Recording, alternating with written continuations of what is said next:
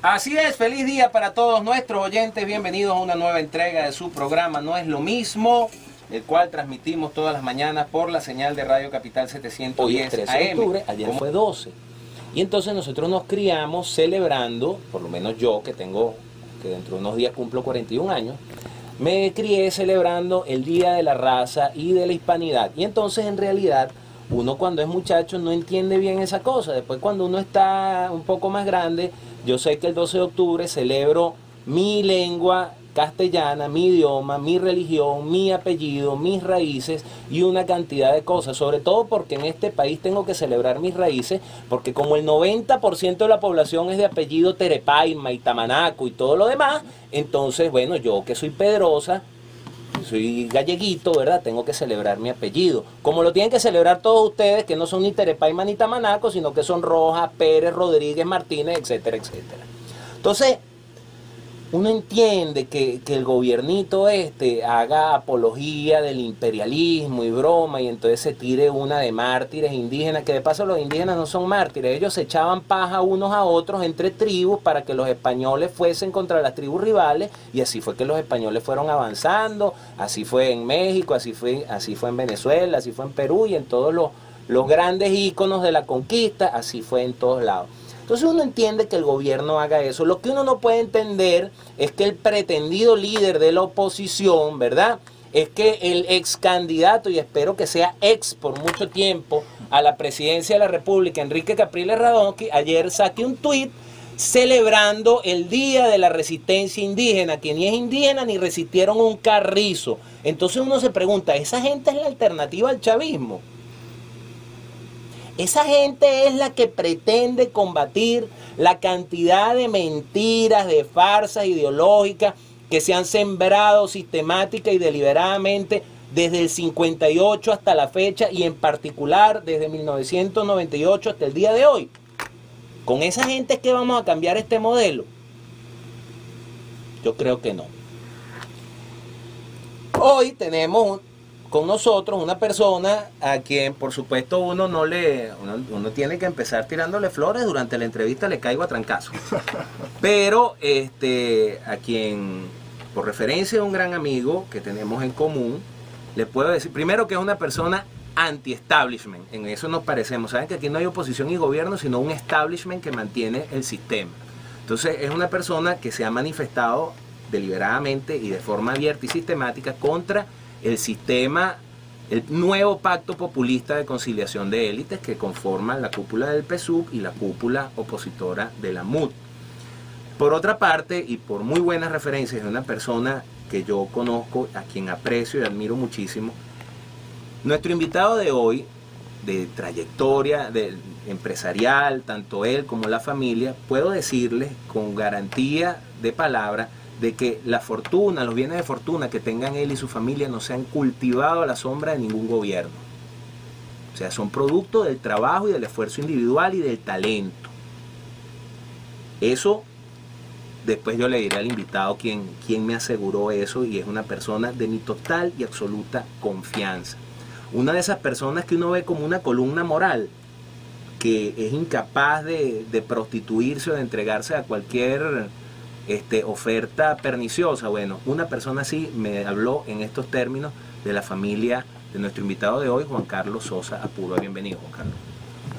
Hola, Pedro, muchas gracias por tu invitación, encantado de estar en tu programa, ¿no? Juan Carlos, has emprendido, bueno, tú tienes tiempo denunciando la existencia de lo que yo llamo, no sé en qué términos lo calificas tú, un establishment, que Juan Carlos Rey, profesor politólogo, escritor de uno de mis libros de cabecera, La crisis de la democracia venezolana y el pacto populista de conciliación de élites, dice que Acción Democrática y COPEI en su oportunidad nunca quisieron dar un proyecto de desarrollo para Venezuela, sino que crearon un pacto populista y lo calificaba con estas 4 palabras: clientelar, demagógico, utilitario y populista, valga la redundancia.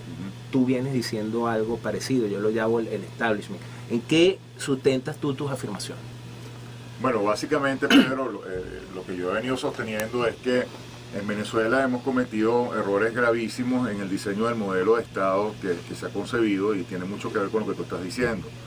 Es decir, cuando Acción Democrática y COPEI llegan al poder a través del Pacto de Punto Fijo y gobiernan en todos estos años, ellos no captan pues la importancia de que la sociedad como sociedad, es decir, como conjunto de individuos que la conforman, es la que tenía que realmente tener el motor del impulso hacia el desarrollo, hacia el bienestar, a través pues de todo lo que es la concepción de empresas y el manejo de una economía basada pues en eso, en la iniciativa personal e individual.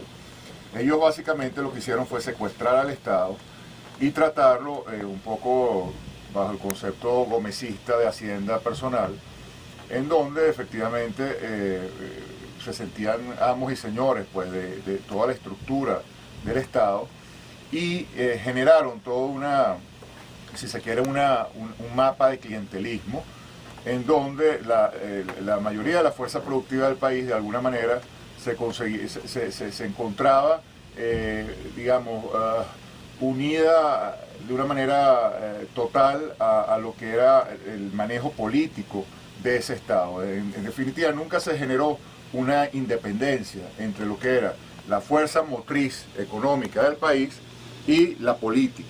Entonces, cuando esas dos cosas se mezclaron y se contaminaron, digamos, el código genético del funcionamiento social se contaminó de ese clientelismo, de esa manera de entender el país como una hacienda personal, si se quiere, bueno, generó lamentablemente las consecuencias que estamos sufriendo hoy en día, porque todas las instituciones de alguna manera se perdieron su razón de ser y se transformaron en instrumentos manipulados del poder, en donde básicamente quienes llegaban al gobierno las utilizaban para sus beneficios partidistas, para sus beneficios personales y nunca para la construcción de una gran nación, pensando por supuesto en generaciones a futuro, es decir, nunca concibieron un país a 100 años, a 200 años, siempre era una cosa muy cortoplacista, coyuntural y además dejándose llevar por el momentum, digamos, si se quiere, político, económico,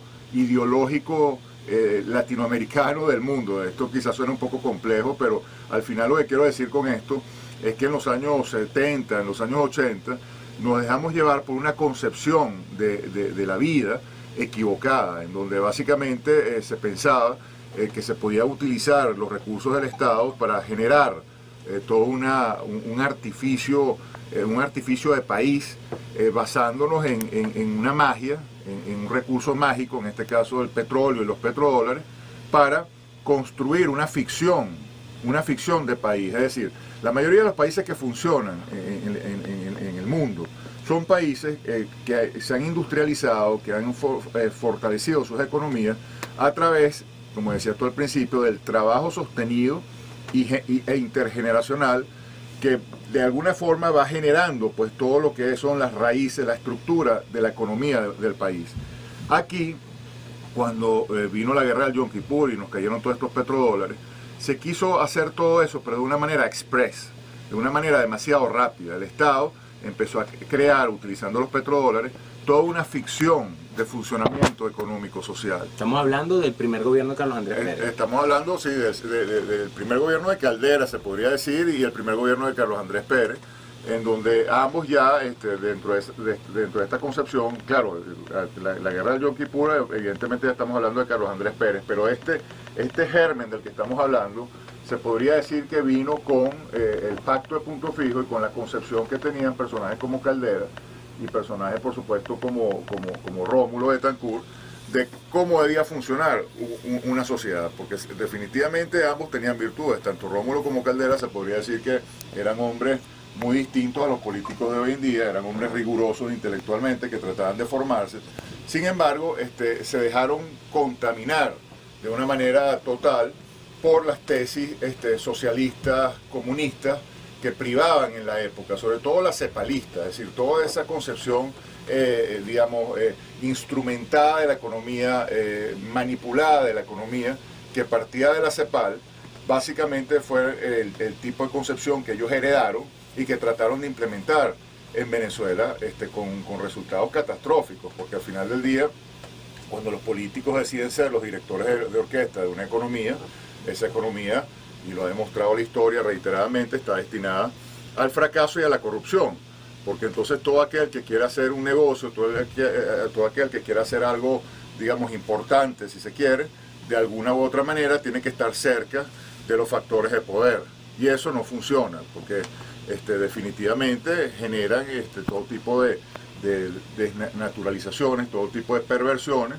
y al final quiebran la hacienda pública, quiebran las bases éticas y si se quieren morales de un país, y bueno, lo transforman en una especie de caserío en donde los caudillos empiezan a dominar el escenario, como pasó con Chávez, pues una vez que toda la estructura partidista quedó absolutamente devastada por la corrupción, por las malas prácticas, por ese secuestro clientelar del país, entonces surgen estos caciques básicamente ungidos mágicamente, que la gente piensa que van a resolver todos los problemas simplemente por su poder individual, pues. Entonces caemos efectivamente en el peor de los mundos, en donde la sociedad se queda, los individuos que la conforman, en una posición completamente estéril, si se quiere, pasiva, siempre a la espera de que sea otro el que le resuelva el destino, siempre poniendo su responsabilidad individual en las manos de factores ajenos a sí, y bueno, y las consecuencias son que llegamos a simplemente a distraernos completamente del foco que tenemos que tener para realmente construir un país, ¿no? Dos cosas de tu intervención. La primera, ese fetiche de Estado petrolero está reflejado en lo que para los adecos es un dogma de fe, que es Venezuela, política y petróleo, de Rómulo Betancourt. Y la segunda pregunta, a lo que ha generado ese sistema es básicamente dependencia. A eso es a lo que te refieres cuando el estado estéril del ciudadano. Sí, una total dependencia, donde la persona no se siente con las herramientas necesarias para, por su propio esfuerzo, surgir en la vida, levantar una familia y alcanzar pues los niveles de bienestar que se proponga. Es decir, nos volvemos como ciudadanos incapaces de controlar nuestros destinos. Y cuando eso pasa, entonces no hay futuro, es decir, no hay posibilidad real de caminar hacia adelante, porque la fuerza motora del mundo, que en definitiva tiene que ser el individuo, la creatividad, la ambición personal, es decir, los sueños, la educación de una persona, lo que hace que una persona en definitiva tenga razones para vivir, eso se empieza a opacar, empieza como a evaporarse, y nos transformamos efectivamente en una sociedad que vive al día, esperando que la providencia sea la que resuelva, y entonces esa fuerza que necesitamos para ser nosotros los motores de los cambios, no la tenemos, porque siempre estamos a la espera que sea otro factor el que la tenga, y así se nos va la vida, pues así se van los años y el país cae en una especie de turbulencia negativa, en donde, bueno, lo que priva es el pesimismo, lo que priva es la falta de iniciativa, y por supuesto el quítate tú para ponerme yo, es decir, nos transformamos en una sociedad clientelar, en donde básicamente las ambiciones de las personas terminan siendo, bueno, muy pequeñas, pues, muy pequeñas, muy coyunturales, muy cortoplacistas. A ver, de lo que tú me estás planteando, y que con lo que yo estoy total y absolutamente de acuerdo, lo que no dice entonces la oposición política venezolana es que básicamente el actual gobierno ha hecho exactamente lo mismo que hizo Acción Democrática y COPEI, pero profundizando el modelo. ¿Es así? ¿Y en qué podemos sustentar esa afirmación? Sin duda alguna, Pedro, es así, tanto porque en definitiva la clase política que acompañó a Chávez, básicamente la clase política que siempre estuvo en el espectro político los años anteriores a la llegada de este señor. Es básicamente lo mismo, el mismo entendimiento de sociedad, en donde el Estado es el amo y señor de todo, y quien está en el gobierno lo administra como le da la gana, utilizando para ello los recursos que vienen del petróleo. Entonces el mismo esquema, la única diferencia es que con estos 16 años que hemos vivido, Venezuela ha experimentado quizás el boom petrolero más importante de toda su vida, de toda su historia. En los últimos 16 años a este régimen le ha entrado casi el 75% de todos los recursos petroleros que se han producido desde que empezó la explotación petrolera en Venezuela en 1922. Entonces, digamos, ha manejado un caudal de recursos que se pierde de vista. Esa es la gran diferencia, la cantidad de dinero que ha utilizado este régimen para hacer las cosas que ha hecho. Pero su concepción de Estado es básicamente la misma. Yo lo que lo diferenciaría quizás es en la vileza, o sea, en la vileza y en la falta de sentido nacionalista, es decir, la falta de amor al país. Porque en el pasado, aunque eran gobiernos muy malos y pésimamente enfocados, al menos sus líderes parecían ser realmente venezolanos, es decir, que estaban actuando como venezolanos y en interés equivocado, pero en definitiva en interés de Venezuela. La gran diferencia es que estos señores de ahora han entregado al país, es decir, no tienen el más mínimo amor por el país y lo han mancillado nuestra soberanía, nuestra dignidad, y se la entregaron a Fidel Castro. O sea, le entregaron el país a Fidel Castro. Nosotros estamos hoy en día colonizados por Cuba. ¿Somos la Capitanía General o el Virreinato de...? No, ni siquiera virreinato. Yo diría, Pedro, que ni siquiera Capitanía General, porque es una situación muy humillante. Es decir, estamos como los vasallos arrodillados de Cuba, ¿no? En donde Fidel Castro hace con nosotros, los hermanos Castro, pues, los Castro Brothers, hacen con nosotros lo que les da la gana, ¿no? Entonces, y han penetrado todas las estructuras importantes del Estado y básicamente están ideologizando a nuestros niños y se han metido en los barrios y han armado a los famosos colectivos y tienen a la sociedad aterrorizada. Pues entonces, hay una gran diferencia en ese sentido porque quizás ese hoy en día es nuestra principal lastre. El tema económico y la concepción de Estado, en definitiva, se puede cambiar, cambiando liderazgos y cambiando visiones de país. Pero este tipo de entrega, este tipo de humillación a que hemos sido sometidos, daña de una manera muy estructural la dignidad de un país, la moral de un país. Y recuperar eso no es tan fácil, o sea, porque se ha perdido el sentido de nacionalidad, se ha perdido el amor al país, se ha perdido la autoestima del venezolano, se ha mancillado. Entonces estos son temas más psicológicos, temas más existenciales, que son bien complejos y que no son tan, es decir, no es como hablar de economía o hablar de una mala concepción gubernamental, sino que se toca la fibra de la existencia, toca lo que somos como personas, como seres humanos, como individuos.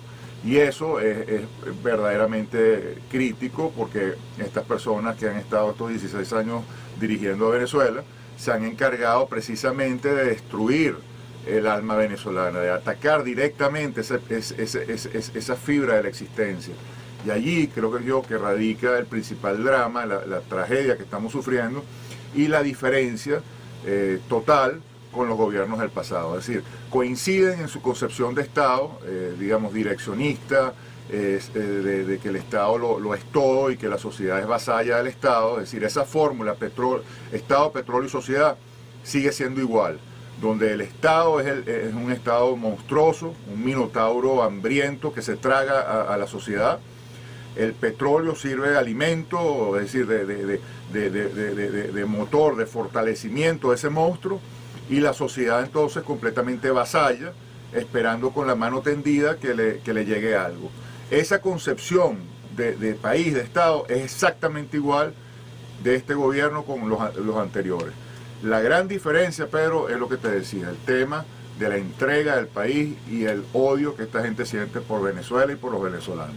Yo voy y son cosas que la audiencia de este programa ya conoce, los que no estén de acuerdo en que los políticos que acompañaron a Chávez son exactamente lo mismo de antes, cómprese un libro que tiene por ahí la señora, que no es que me agrade mucho la señora, ¿no? Pero la señora Paulina Gamos, donde aparece la jovencita María Cristina Iglesias, un poquito más bonita de lo que está ahorita, con su camisa Acción Democrática, Juventud de Acción Democrática, acompañando a la señora Gamos en una campaña que no me acuerdo qué cuestión. Y Juan Carlos nombra la autoestima del venezolano. La autoestima del venezolano, hay un libro de Manuel Barroso, no el pillo que estuvo en Cadivi hasta hace poco, sino un sociólogo venezolano, Manuel Barroso, que escribe un libro que se llama La autoestima del venezolano y tiene una frase que es lapidaria, pero este libro es escrito aproximadamente en el año 2000, 2001. Y entonces tiene una frase que dice, y votamos por el chiripero, porque eso es lo que son, las chiripas, los indeseables. Ahí él hace después una crónica más o menos de quienes se adosaron al proyecto de convergencia, de que eran básicamente los fracasados del MAS, los fracasados de Acción Democrática y los fracasados de COPEI. Y con algunas consideraciones en torno a los fracasados, porque ahí hubo gente muy valiosa que no formó parte del status quo de aquella oportunidad. Es decir, que no eran no sé, no voy a nombrar a nadie, ¿no? Pero por cierto, por ahí hay uno de esos personajes que lo he querido llamar y traer para el programa, pero renunció a su partido ahorita y todo lo demás.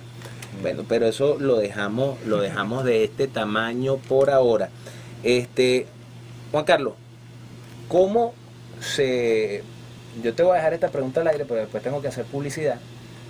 ¿Cómo uno empieza a quitarle el alimento a ese minotauro y qué paso deberíamos dar para llegar a esa fibra nacional que tú dices que está severamente afectada? Ojo, estos son temas de conversación de la segunda parte.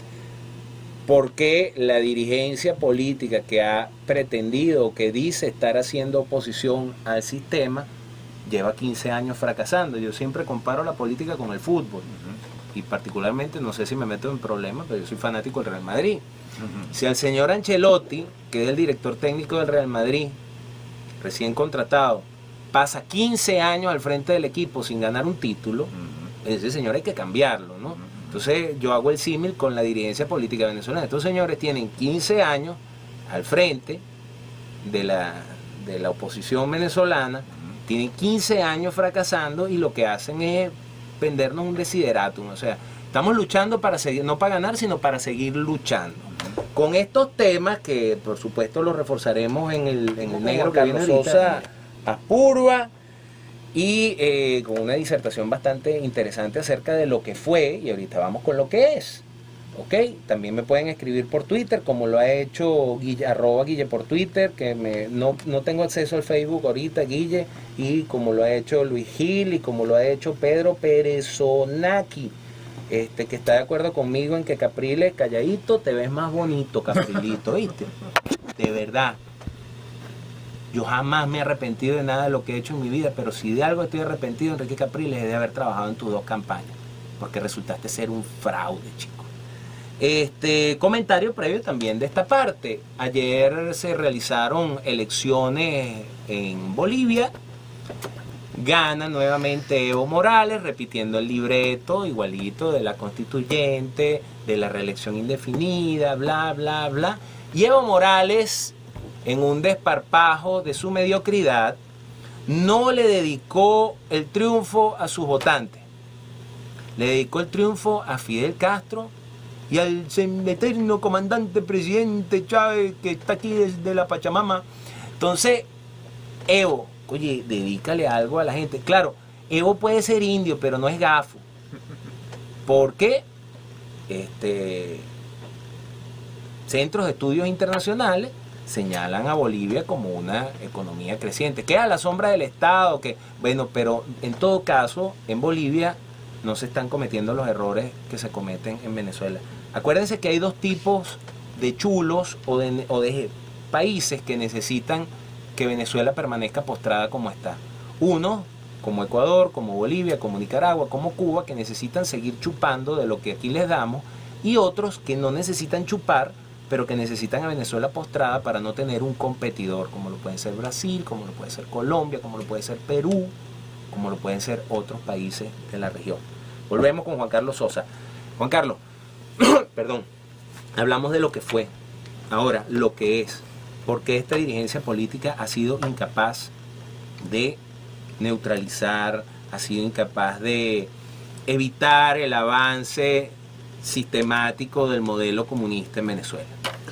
Yo creo porque por su formación intelectual y sus pretensiones como políticos, ellos básicamente llegaron para adaptarse al status quo y formar parte de ese clientelismo del que hablábamos antes. Es decir, no es verdaderamente una dirigencia con sueño de país a futuro y grandeza de espíritu. Es decir, no son unos líderes que irrumpen en el escenario para transformar a Venezuela, para verdaderamente enrumbarnos por un camino distinto, sino esencialmente llegaron al poder o llegaron a los puestos que ocupan en sus distintos nichos de poder para repetir lo mismo, es decir, para simplemente adaptarse al tablero de juego y seguir utilizando las mismas reglas tradicionales, porque de esa forma, de alguna manera, capitalizan de forma partidista, capitalizan de forma personal y nuevamente le dan la espalda a esa transformación social, a esa transformación idiosincrática, a ese país moderno que podríamos ser, con líderes distintos, es decir, con líderes de verdad.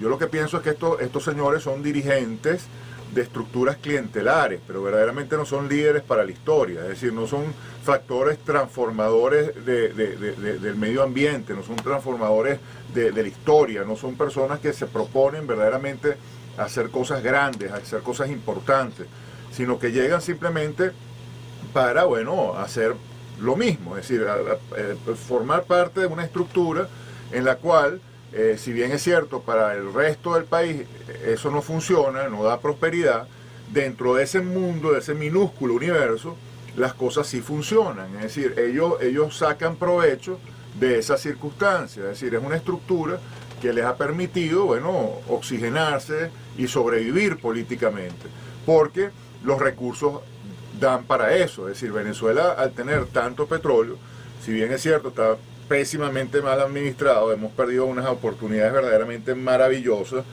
es suficiente dinero para mantener el status quo, es decir, para mantener una estructura. Es lo mismo que Fidel Castro. Cuba es un pueblo fantasma, pero Fidel Castro vive como un rey y se va a morir en el poder, porque la estructura a él le funciona. Evo Morales llega al poder y felicita y le da las gracias a Fidel Castro y a Chávez, porque gracias a ellos es que realmente Evo Morales está en el poder. No está en el poder porque sea un líder histórico, pues, y porque los bolivianos lo apoyan y porque el tipo verdaderamente tiene un carisma y ha hecho unas cosas maravillosas.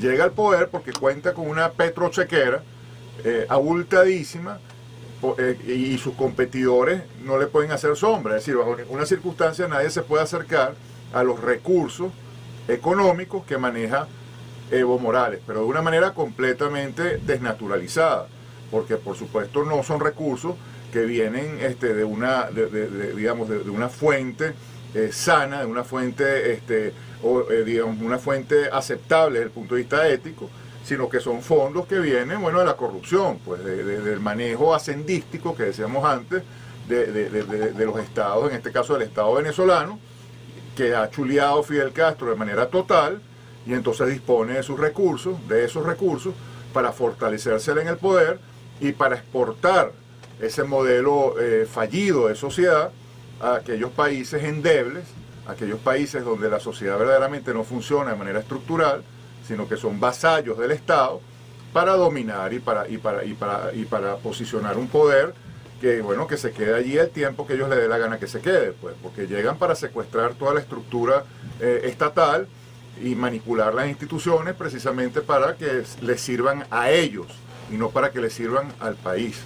¿Cómo empezamos a enderezar este entuerto tan grave? O sea, ¿cómo a ese minotauro hambriento le quitamos de comer? ¿Cómo volvemos a darle espíritu a la fibra del venezolano que desde tu planteamiento hoy es vasallo y esclavo de los Castro Brothers, de los hermanos Castro en Cuba? ¿Por dónde tenemos que empezar? O sea, ¿qué es lo primero que hay que hacer? ¿Cómo hacerlo? ¿Cómo podemos darle una alternativa a esto?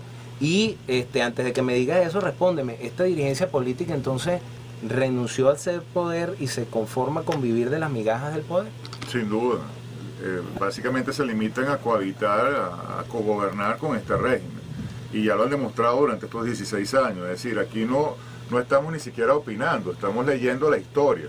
Estamos sacando conclusiones que se deducen de todos estos años que hemos sufrido, tanto tú, Pedro Luis, como yo y todos tus oyentes. Es decir, hemos visto cómo se han dado oportunidades todos estos años para quebrar de una vez por todas ese sistema fallido de vida, y los políticos le han dado la espalda a esa posibilidad y se han adaptado a las reglas de juego del régimen, lo han legitimado, han seguido sus reglas de juego y cada vez que tienen una oportunidad, bueno, emprenden una serie de acciones que no hacen otra cosa que fortalecer los objetivos del régimen. Es decir, no han sido verdaderamente una dirigencia opositora que ha buscado cómo deslastrarnos de raíz de esta desgracia que nos ha secuestrado, sino que de alguna forma, bueno, empiezan inclusive a hablar su lenguaje, como decías tú al principio del programa, que inclusive uno de los supuestamente líderes de la oposición ya está hablando inclusive con la misma narrativa del régimen, hablando de resistencia indígena y todas estas cosas que distorsionan nuestra historia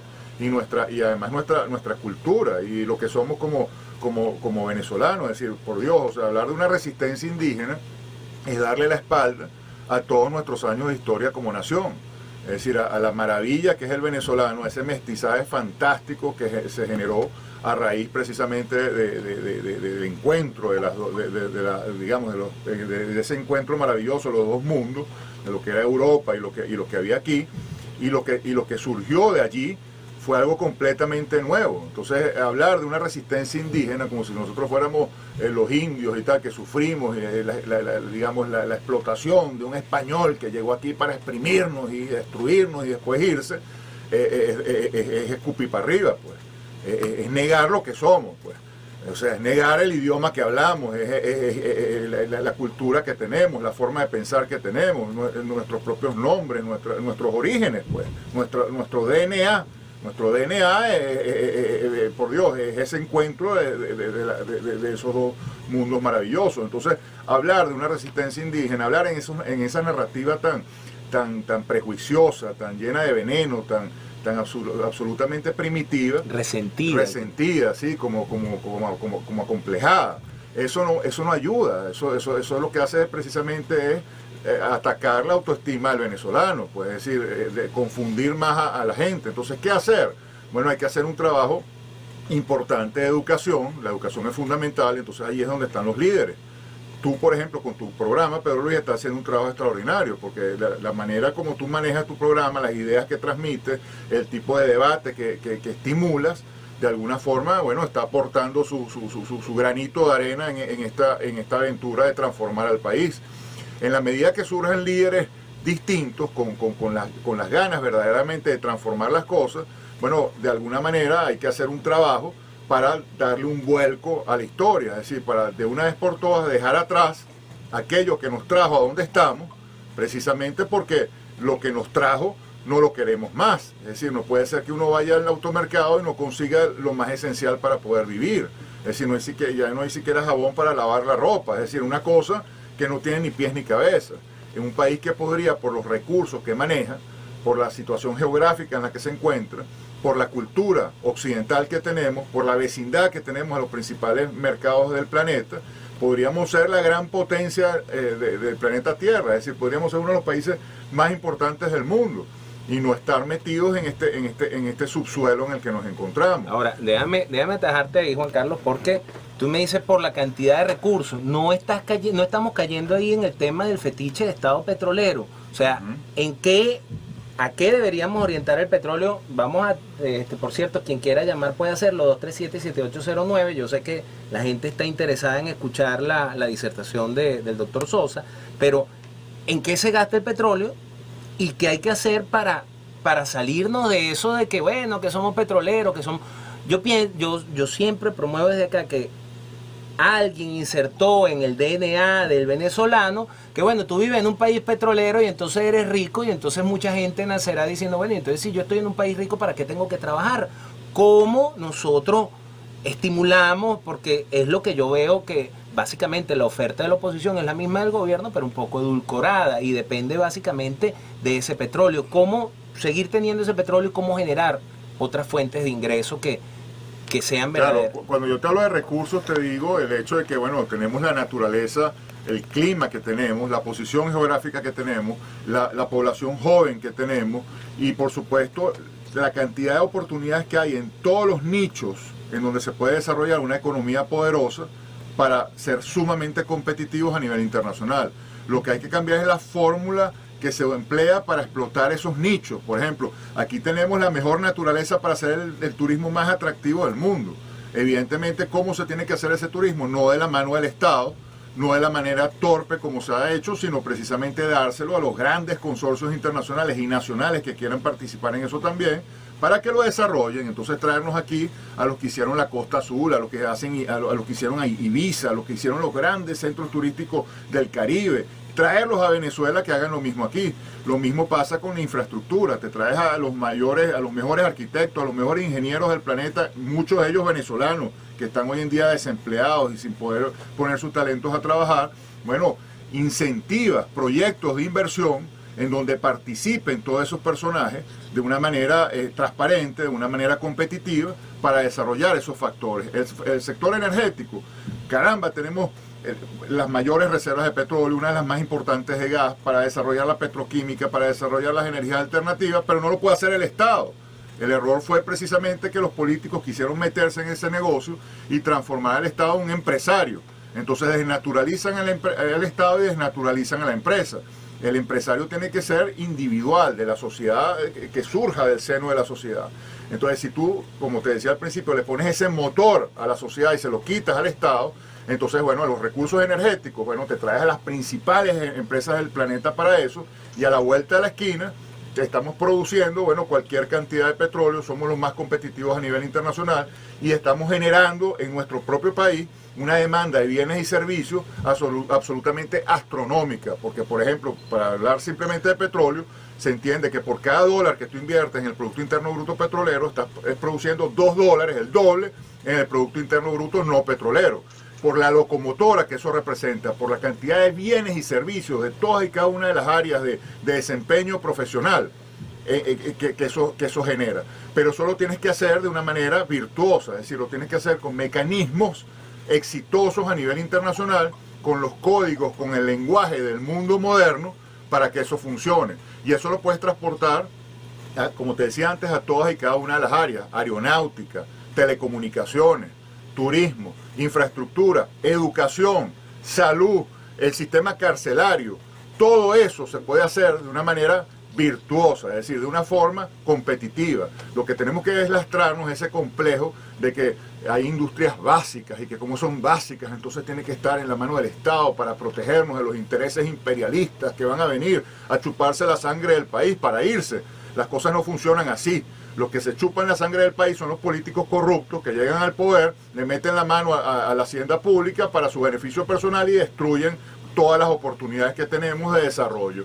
Si nosotros efectivamente generamos este tipo de mecanismos, este tipo de procesos, entonces se dan, bueno, también todos los mecanismos de control, de contraloría, que te permite la participación de la gente en esos nichos. Es decir, cuando tú tienes empresas, por ejemplo, que cotizan en bolsa, que están en los mercados bursátiles del mundo, incluyendo el de tu propio país, tú tienes una cantidad, un universo inmenso de personas del planeta entero siendo propietarias de esas empresas.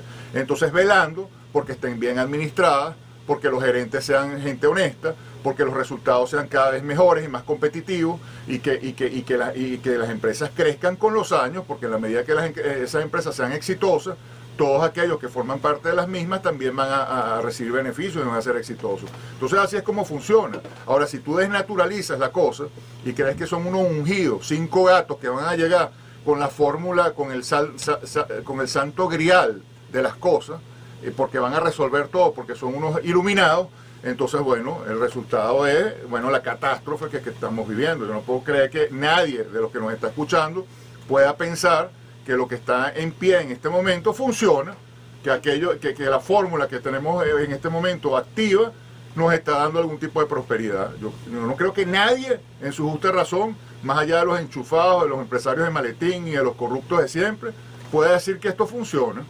Entonces, bueno, es el momento de cambiar. Es el momento, al llegar a esta catástrofe que estamos sufriendo, es el momento de cambiar. Si alguna oportunidad hay en todo este apocalipsis que estamos viviendo, es precisamente darnos cuenta de lo que no funcionó y entonces comenzar verdaderamente a hacer las cosas bien. Pero eso tiene que partir de la valentía, del coraje, de las ganas efectivamente de asumir riesgos y de romper con el status quo. Y eso solamente lo pueden hacer los líderes de una sociedad. Dos comentarios antes de hacer ya las preguntas finales. para mis amigos ñángara, ¿verdad? Que sé que escuchan este programa y entonces ahí está hablando de las transnacionales y tal. Mire, mi hermano, le voy a decir algo. Esto me pasó, fue una revelación que yo tuve dando clases en una oportunidad en la universidad. Y entonces tenía un alumno un poquito ñángara, por fortuna le di clases y ya no lo es. Y él me dice, bueno, pero es que las transnacionales vienen a llevarse nuestros recursos. Yo le digo, no, hermano, mire, las transnacionales vienen a generar empleo y a dejar know-how, es decir, experticia. Y por otro lado, el problema no es traer transnacionales. El problema es que nuestras empresas no se conviertan en transnacionales. Y entonces siempre pongo el ejemplo de Macarepa, ¿verdad? Nosotros tenemos aquí un montón de McDonald's, que es una franquicia norteamericana que genera recursos y todo lo demás, y repatria, excepto en Venezuela, que aquí no le dejan dinero a los Estados Unidos. Bueno, imagínense ustedes en los 52 estados de la Unión Norteamericana, por no decir en otros países del planeta Tierra, Macarepa, una cadena de comercialización no solo de arepa, sino de harina de maíz precocida, invento venezolano, con 5 millones de hectáreas de maíz sembrado en los Estados Unidos y en España y en otras tantas partes del mundo. O sea, eso es pensar en grande, eso no es limitarse, eso no es pensar que nada más tienen que venir ellos acá. Así como Ron Santa Paula, y no estoy haciendo cuña de que ese ron no existe, no estoy haciendo publicidad de alcohol, no, pero si nosotros tenemos un producto muy bueno, ¿por qué no venderlo? No solo en Venezuela, sino venderlo en Japón, en Corea, en China, en España, en Francia y todo lo demás, y tener ronerías y sitios de degustación y todo lo demás, y que esas empresas repatrien todos los años millones y millones de dólares que a la final vienen y se vierten en la economía venezolana. Ya para terminar, pues nos quedan 5 minutos, Juan Carlos. ¿Qué estás haciendo?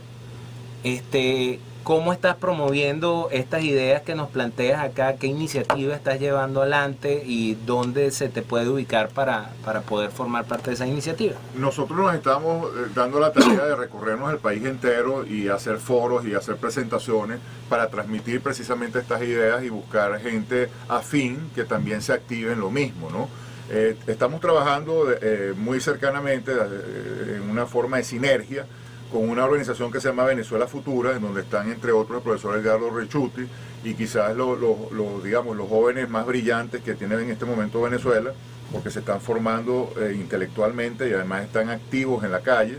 Bueno, esos muchachos están trabajando con nosotros y la idea es replicar ese modelo de Venezuela Futura en todos los estados de Venezuela. Entonces estamos dándole mucha importancia a eso. Estamos empleando mucho tiempo en ese tema de formarlos, de dictarles talleres sobre los distintos. Por ejemplo, el sábado pasado tuvimos un taller de energía, de petróleo, en donde estuvimos hablando pues de toda la historia del petróleo, de cómo funciona el negocio, de qué hay que hacer en el futuro para cambiar la fórmula. Todo eso, bueno, a muchachos que están entre los 18 y los 24 o 25 años, que es la Venezuela Futura, ¿no? Y además estamos tratando, evidentemente, de sembrar una nueva matriz de opinión, porque partimos de la base que mientras tengamos este régimen no vamos a poder lograr ninguno de los sueños que tenemos. Entonces lo primero que hay que hacer es sacar digamos, el cáncer que nos está carcomiendo, que es un sistema criminal, es un sistema que está violando nuestros derechos humanos y que está al margen de la Constitución y además que es ilegítimo de origen porque se robó las elecciones. Entonces ante eso estamos tratando también de que la gente entienda de que nosotros tenemos un derecho natural de rebelarnos, de desautorizar a esa gente que no puede tener ninguna autoridad sobre nosotros porque no es ético que la tenga, y activarnos en ese sentido, organizarnos en ese sentido para que se escuche un clamor nacional de que nosotros no tenemos el por qué seguirnos calando esto, y que la gente entienda que hablar en estos términos no es estar conspirando, no es estar promoviendo un golpe de Estado, no es ser conspirador, sino todo lo contrario. Estas cosas hay que ventilarlas públicamente porque es el verdadero derecho que tenemos como seres humanos y además es nuestro deber como ciudadanos activarlo. Todas las demás alternativas que se están planteando es más de lo mismo, más clientelismo, más pérdida de tiempo, más legitimación de unas instituciones que son una farsa, etcétera, etcétera, etcétera. Entonces, bueno, nosotros lo que estamos buscando con toda la fuerza posible es que la nueva matriz de opinión de Venezuela se maneje en este lenguaje, en estos términos, porque en la medida en que esto que yo estoy diciendo se transforma en el clamor nacional, ya tú vas a ver cómo se van a dar los cambios de forma mucho más acelerada. Evidentemente va a tener que venir aquí un gobierno de transición Digo de transición porque vamos a pasar de una dictadura, de un apocalipsis, hacia la democracia verdadera, hacia la transparencia y hacia la modernidad. Pero tiene que haber un periodo de transición en donde se limpien las instituciones podridas y se pongan a trabajar unas verdaderas instituciones, en donde se arregle el tema de la delincuencia desatada. Hay que frenar a esos colectivos y hay que acabar con esa situación de calle terrible que estamos sufriendo. Y bueno, y entonces poner las plataformas, la estructura necesaria para que se dé esa transición que necesitamos hacia ese primer mundo, que es lo que tenemos que aspirar como venezolanos. Entonces, bueno, Pedro, básicamente eso es lo que estamos tratando de hacer, lo estamos haciendo con todo el corazón, es decir, estamos entregados a ese objetivo. Y bueno, ¿cómo nos pueden contactar? A través de distintos medios. Por ejemplo, mi Twitter es @JCSosasPurva. Tenemos un canal de YouTube que es Venezuela es Fénix. Nuestro símbolo es el del ave fénix, porque bueno, en la mitología es el ave que renace de la ceniza para precisamente ser mucho más fuerte, mucho más poderosa, mucho más hermosa. Nosotros pensamos que Venezuela tiene que ser eso, tenemos que renacer de nuestra ceniza para transformarnos en el país que merecemos ser.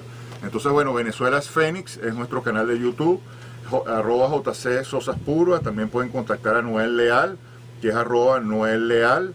Y bueno, y allí, una vez que entremos en contacto, por supuesto, activarnos en cada quien en su nicho de influencia para hacer una diferencia. Que por cierto, Noel está aquí también. Lo que pasa es que él no es bonito ni callado ni hablando, ¿no? Pero entonces él se quedó callado hoy aquí. No, él habla muy bonito. Él habla muy bonito y bueno, y tiene sus relevantes también. Juan Carlos, muchas gracias por haber venido. Yo quiero decir algo rápidamente. Primero, la Mesa de la Unidad Democrática, en persona de Chudo Torrealba, quien en su oportunidad firmara el manifiesto dándole la bienvenida a Fidel Castro, entre otras cosas, convocan este fin de semana una marcha contra la violencia y vuelven a equivocarse en el diagnóstico. La violencia no es el problema de Venezuela, la delincuencia, a quien el sector opositor también le quiere caer simpático porque ahí hay votos, ¿verdad? Entonces ellos dicen, bueno, no, es que no podemos hablar contra los delincuentes porque ellos también son votos. No, el problema, insistiré siempre, no es la violencia. La violencia es el instrumento utilizado por la delincuencia para amedrentar y para someter a la población. De modo que vuelve a equivocarse la Mesa de la Unidad Democrática en su diagnóstico sobre el problema. Y finalmente quiero darle las gracias a nuestro invitado del día de hoy. Ya tienen los canales con los cuales comunicarse con él. Quiero darle las gracias a Edgardo Richuti, que nos estaba escuchando, @BertLEMBL, ¿verdad? Que no sé cómo se pronuncia, será Bertlem, que dijo que le pareció importante la entrevista, a Mónica Corrales, a Franco Polga, que nos escucha desde Canadá y que fue una de las personas que pidió que entrevistáramos a Juan Carlos Sosaspurva, y a @GeneSharp_Caracas. Qué bárbaro, Gene Sharp.